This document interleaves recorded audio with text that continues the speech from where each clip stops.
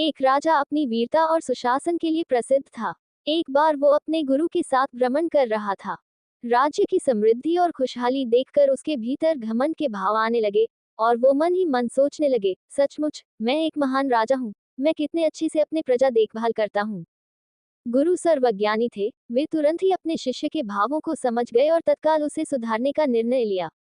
रास्ते में ही एक बड़ा सा पत्थर पड़ा था। गुरुजी ने सैनिकों को उसे तोड़ने का निर्देश दिया। जैसे ही सैनिकों ने पत्थर के दो टुकड़े किए, एक विश्वसनीय दृश्य देखा। पत्थर के बीचों बीच कुछ पानी जमा था और उसमें एक छोटा सा मेढक रह रहा था। पत्थर टूटते ही वो अपनी कैद से निकल कर भागा। सब अचरज में थे कि आखिर वो इस तरह कैसे कैद हो गया और इस स्थिति में भी वो अब तक जीवित कैसे था। अब गुरुजी राजा की तरफ पलटे और पूछा, अगर आप ऐसा सोचते हैं कि आप इस राज्य में हर किसी का ध्यान रख रहे हैं, सबको पाल पोष रहे हैं, तो बताइए पत्थरों के बीच फंसे उस मेढक का ध्यान कौन रख रहा था? बताइए कौन है इस मेढक का रखवाला? राजा को अपनी गलती का एहसास हो चुका था। उसने अपने अभिमान पर पछतावा होने लगा।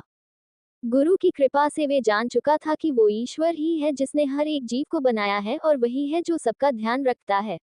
शिक्षा। मित्रों, कई बार अच्छा काम करने पर मिलने वाले यश और प्रसिद्धि से लोगों के मन में अहंकार घर कर जाता है और अंततः यही उनके अपयश और दुर्गति का कारण बनता है।